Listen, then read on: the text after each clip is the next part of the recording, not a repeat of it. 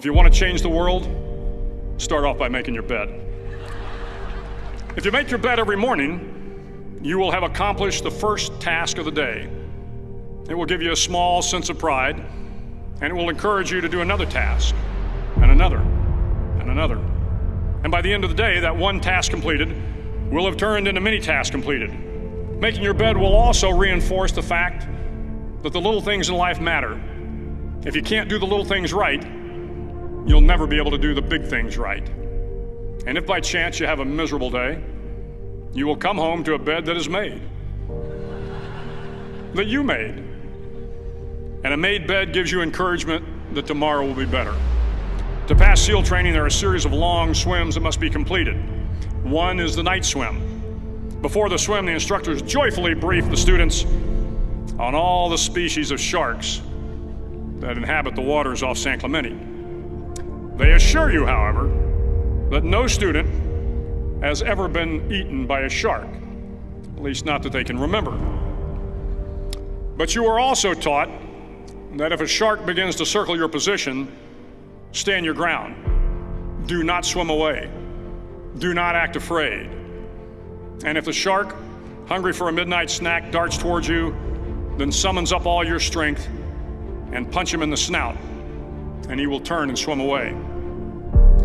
There are a lot of sharks in the world. If you hope to complete the swim, you will have to deal with them. So if you want to change the world, don't back down from the sharks.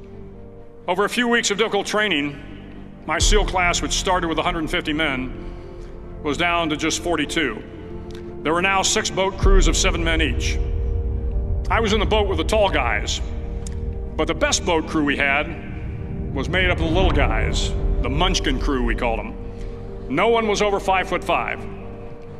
The Munchkin boat crew had 1 American Indian, 1 African American, 1 Polish American, 1 Greek American, 1 Italian American, and 2 tough kids from the Midwest. They out-paddled, outran, and outswam all the other boat crews. The big men in the other boat crews would always make good-natured fun of the tiny little flippers the Munchkins put on their tiny little feet prior to every swim. But somehow these little guys from every corner of the nation and the world always had the last laugh, swimming faster than everyone and reaching the shore long before the rest of us.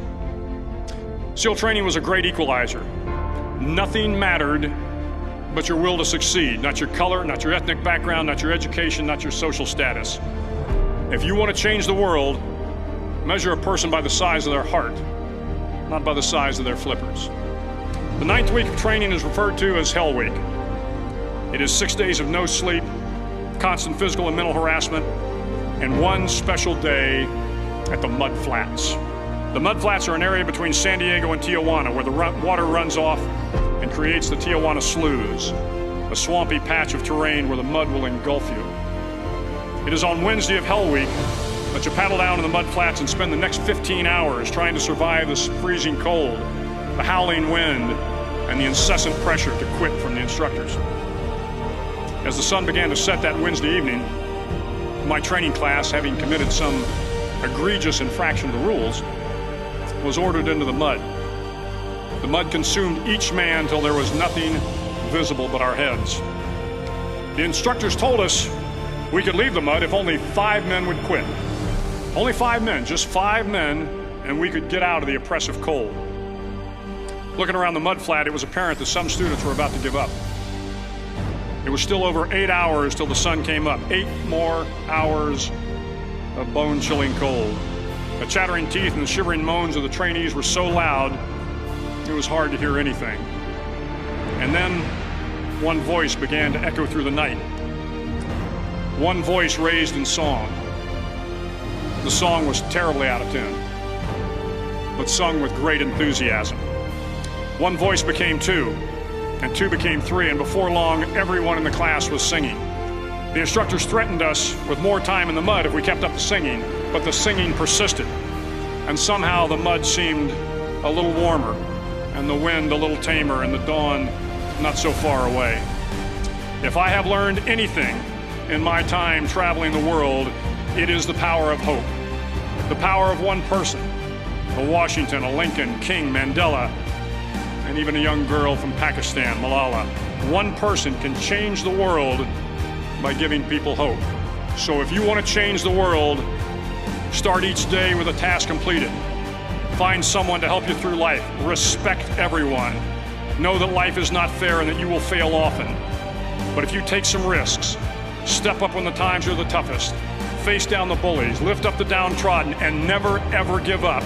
If you do these things, the next generation and the generations that follow will live in a world far better than the one we have today. And what started here will indeed have changed the world for the better.